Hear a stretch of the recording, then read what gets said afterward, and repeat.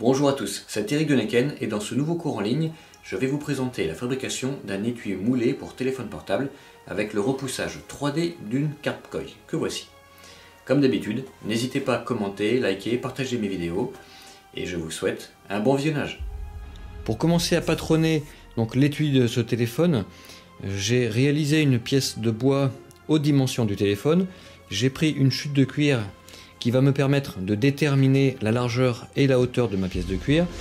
Donc là, tout simplement, je me suis positionné sur ma cale de bois et en tenant compte de mes marges de couture, j'ai déterminé donc la largeur et également la hauteur de cette pièce. Vous voyez, j'ai fait une marque, voilà, ça va déterminer donc la longueur de ma pièce. Donc ici, j'ai un rectangle qui fera 10,5 par 13,5. Je vais également patronner une petite pièce pour faire un passant de ceinture. Donc comme d'habitude, une cartonnette, j'ai tracé un trait à la règle, j'ai ensuite découpé légèrement ce trait de façon à avoir un axe de pliage. Grâce à ça, je vais obtenir, avec une alène ronde ou une alène de patronage, ce qui est le cas ici, un deuxième axe de symétrie. Donc il me suffit de pointer comme d'habitude, je vais relier ces deux points et j'aurai une équerre.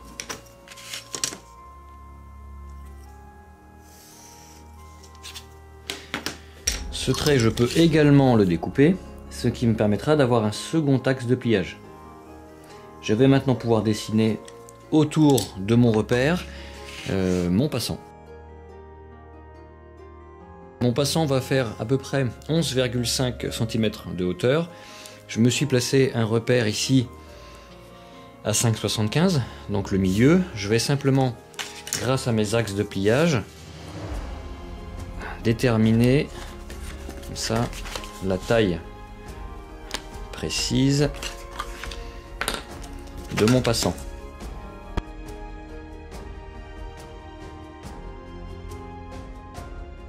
Le téléphone va faire 5 cm de large, donc c'est la largeur maximale que je vais prendre pour mon passant. Je me fais ici un repère à 2,5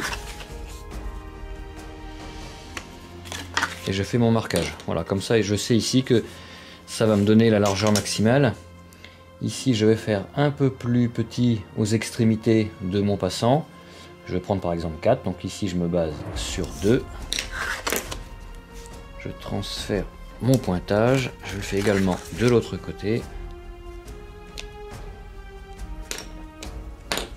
Voilà, maintenant je n'ai plus qu'à relier mes points. Je vais utiliser un perroquet de façon à obtenir une belle courbe. À l'aide du cutter, je vais découper cette courbe et je vais la reporter grâce à mes deux axes de pliage.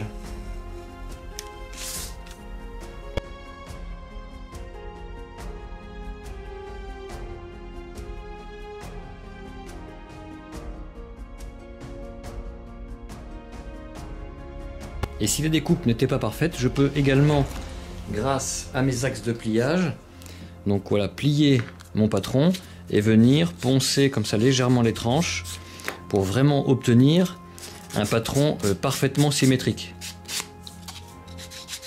Voilà, s'il y avait besoin.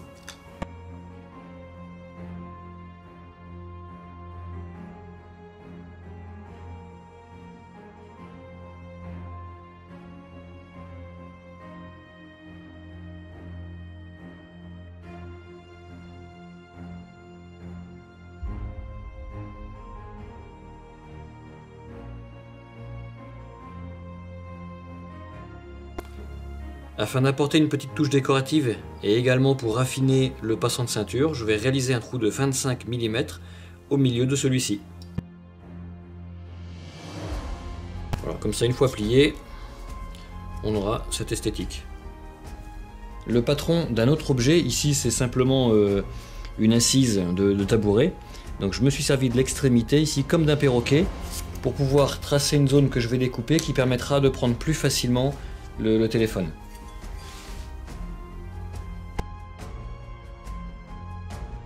Je réalise ensuite un trou qui me permettra de positionner la pression. Alors ce trou, je l'ai placé suffisamment loin ici de ma bordure pour bien sûr que la limite de la pression ne vienne pas à déborder. Et également, en fait, mon rabat doit tomber juste après ici. Donc voilà, j'ai tenu compte de ces deux contraintes pour pouvoir positionner cette pression. La pièce de dos de mon étui étant très simple, j'ai dessiné directement sur mon cuir et j'ai également dessiné l'emprise du rabat.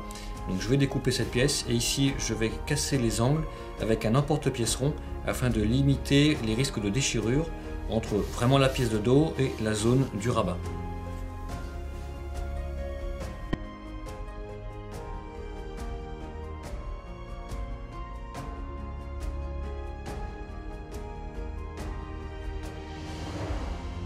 Il ne me reste plus qu'à équinter, c'est-à-dire à casser les angles ici.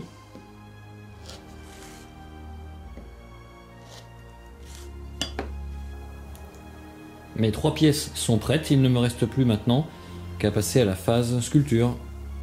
Avant de bouillir mon cuir, j'ai ici passé l'abacar. Donc là, un abacar numéro 0 de chez Barry King. Je vais maintenant humidifier légèrement mon cuir.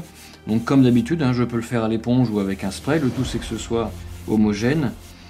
Je vais attendre quelques secondes que l'humidité se diffuse et ensuite je vais présenter mon calque. Donc sur ce calque, j'ai dessiné, donc on le voit ici, la taille, enfin le gabarit de ma pièce de cuir de façon à positionner correctement mon dessin.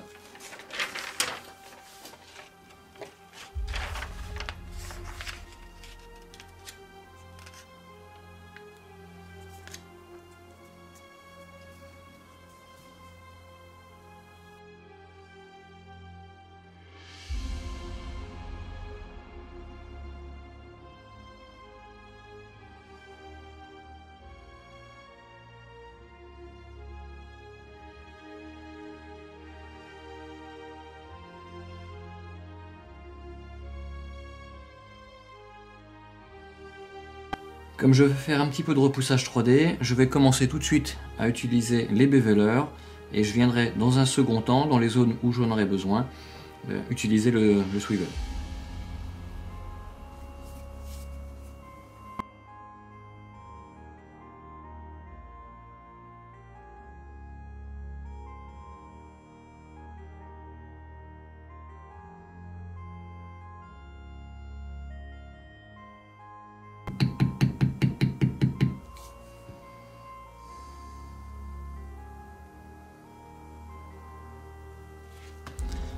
A l'aide d'un crayon de papier, je suis venu retracer la zone que j'ai délimitée ici avec mon beveler, ce qui va me permettre de mouiller juste cette zone et je vais ensuite utiliser le modeler boule pour pouvoir pousser toute cette zone là par l'intérieur.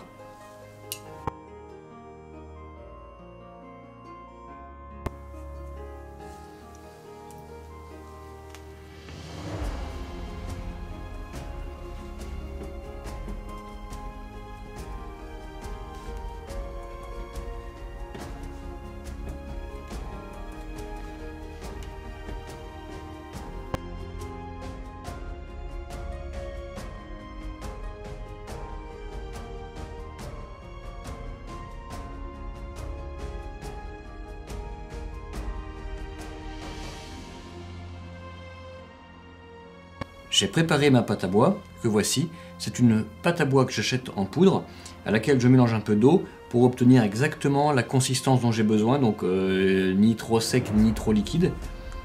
Donc, vous voyez, ça se tient. Donc je vais appliquer cette pâte à bois derrière mon poisson, ici, pour pouvoir combler le creux que je viens de créer.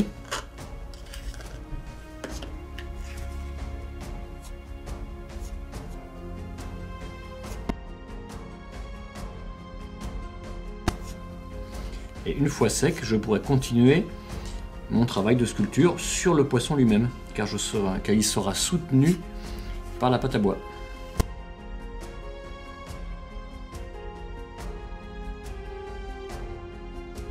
Une fois la pâte à bois sèche ou voilà, quasi sèche, je vais remouiller de façon homogène mon cuir, parce que si je laissais sécher comme ça, je risquerais de me retrouver avec une petite démarcation autour de la carpe. Ça pourrait me gêner un petit peu pour la phase teinture. Je vais maintenant inciser donc tous les extérieurs que je n'avais pas encore fait. et je reprendrai le repoussage.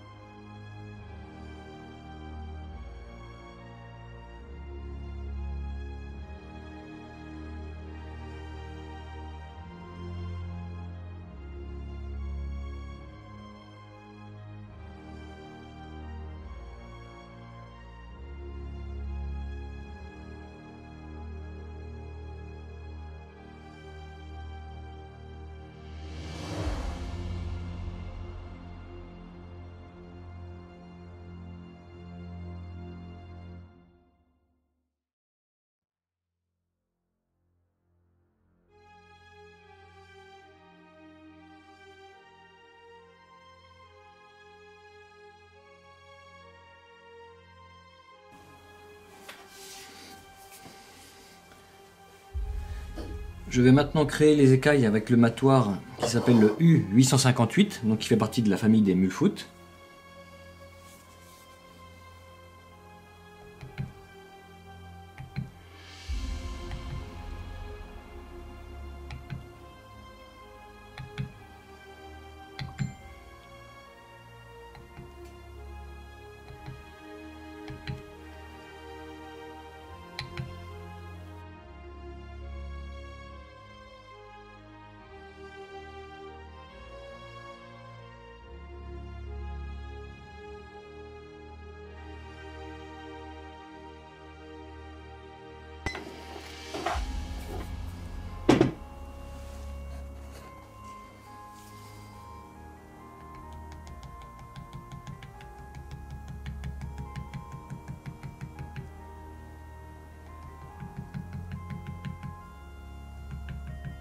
Ensuite, à l'aide de la cuillère, je vais créer une texture sur les nageoires de la carpe.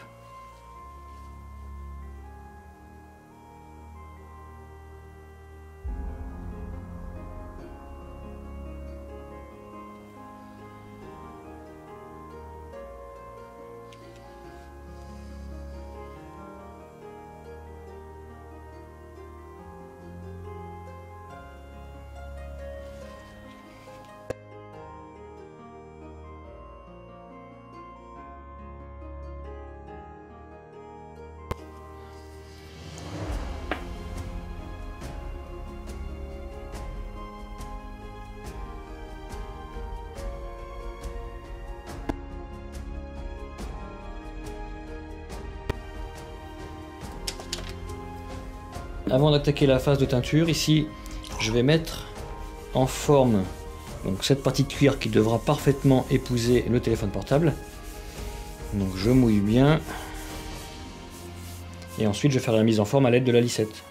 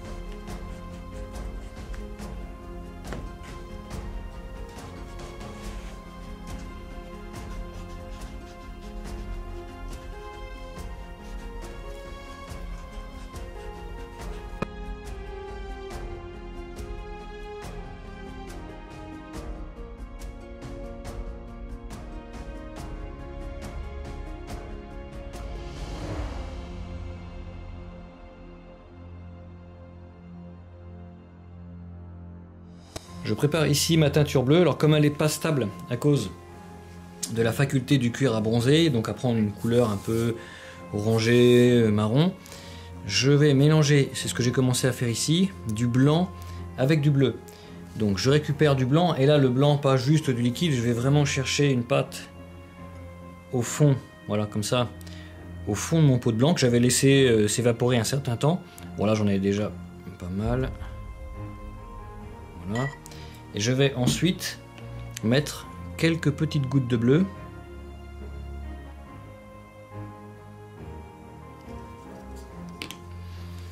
Et le blanc mélangé au bleu, voilà, le bleu sera ensuite beaucoup plus stable.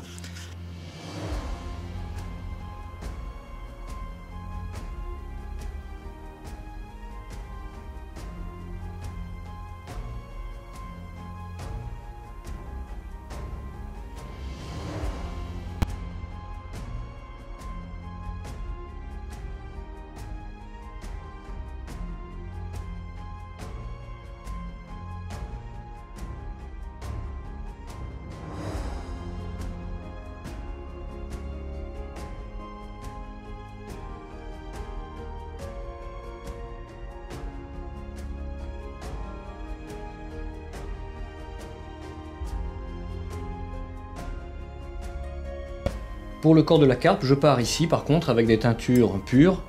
Donc là je vais commencer par le jaune et je rajouterai un peu de rouge par-dessus pour obtenir des tons orangés.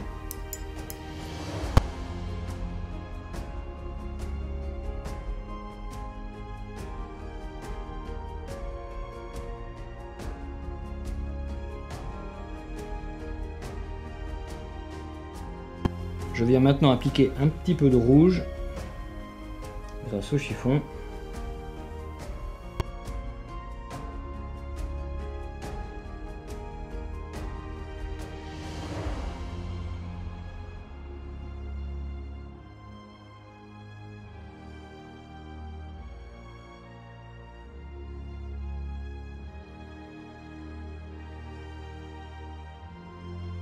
J'aborde ensuite le fond, donc beaucoup au pinceau aussi, hein, pour pouvoir m'intégrer dans mon dessin. Ici avec du brun à cajou. Et en version pure.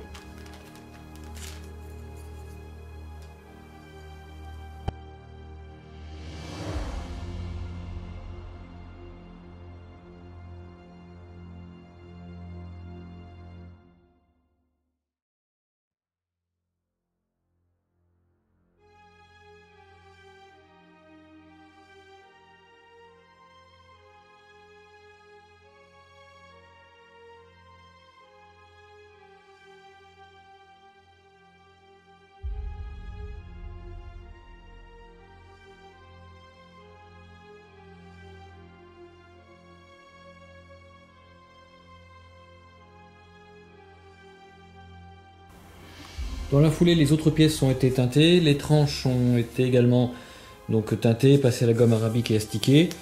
Il ne restera plus maintenant qu'à coller, détourer la pièce supérieure, poser la pression, mettre une doublure, car il ne faut pas oublier qu'à l'intérieur, donc ici j'ai donc bien sûr ma pression, il ne faudrait pas qu'elle vienne abîmer le téléphone, mais il y a aussi toute cette partie de pâte à bois que je vais protéger par une fine doublure.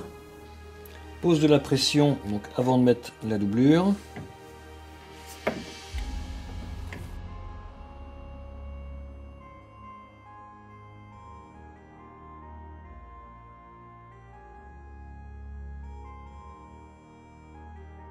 Je réalise 2 trous au dos du passant de ceinture parce qu'il sera rifté et cousu.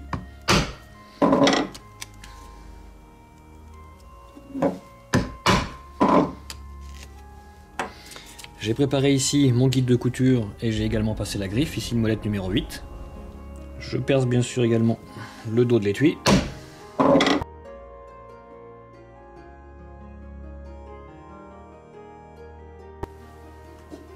Ensuite couture de la base du passant.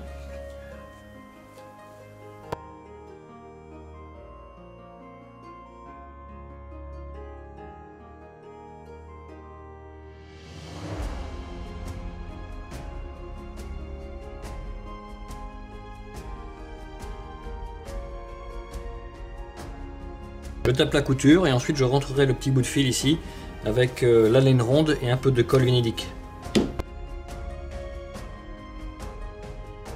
Je confronte mes 2 pièces et ici je trace pour déterminer déjà grossièrement ce que je dois surtailler à la demi-lune.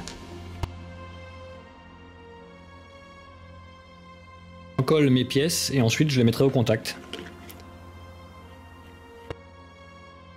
Je casse les angles à la demi-lune et ensuite je passerai les contours à la ponceuse afin d'arrondir les angles. J'abacarre et je réalise mon guide de couture.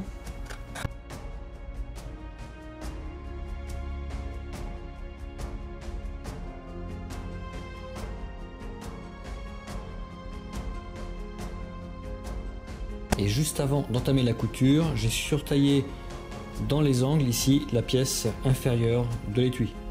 Je ferai donc juste après le travail des tranches, mais une fois que j'aurai cousu, comme ça je pourrai faire le travail des tranches global. J'aborde maintenant la couture et pour ne pas abîmer mon cuir et surtout pour éviter que la colle saute à cause de l'écrasement dans la pince, bien sûr je laisse à l'intérieur ma cale, ce qui me permet d'avoir en plus un bon maintien. Donc comme d'habitude, je vais commencer par faire 4 trous, 3 points doublés. Je vais sans doute m'arrêter au milieu parce qu'avec une brassée je ne ferai pas tout le tour. Donc je vais choisir de faire mon arrêt ici au milieu et je reprendrai sur une deuxième brassée.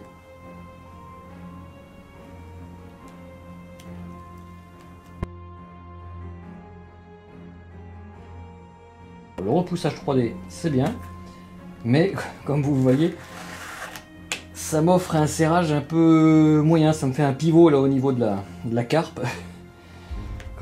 Comme l'étui est beaucoup moins plat.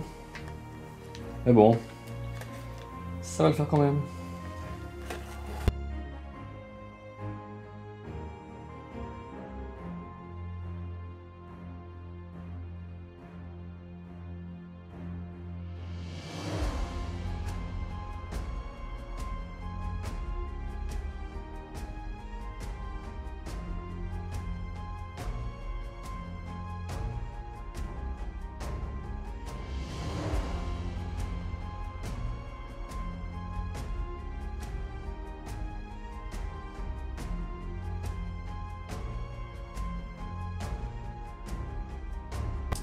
Bon, arrivé au milieu de l'étui, j'ai l'impression que j'ai assez de fil, donc là je vais continuer finalement et je vais faire tout le tour de celui-ci.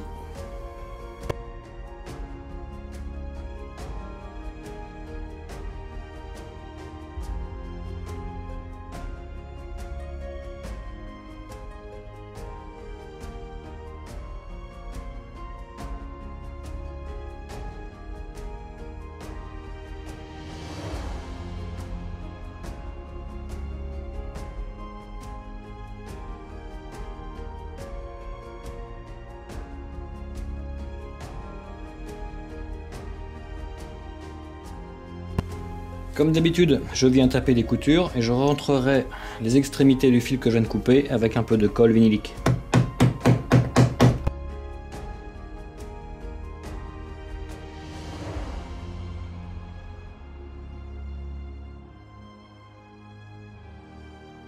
Ensuite, le travail des tranches. Donc j'applique un petit peu de teinture. Donc ici, qu'une version diluée du brin cajou à 50%.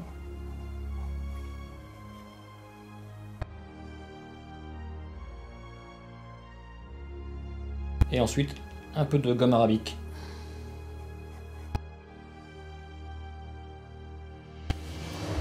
Et ensuite, asticage.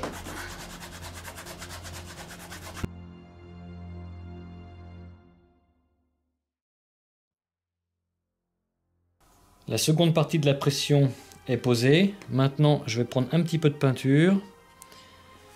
Je vais rajouter vraiment une goutte d'eau, histoire de la rendre un peu plus liquide.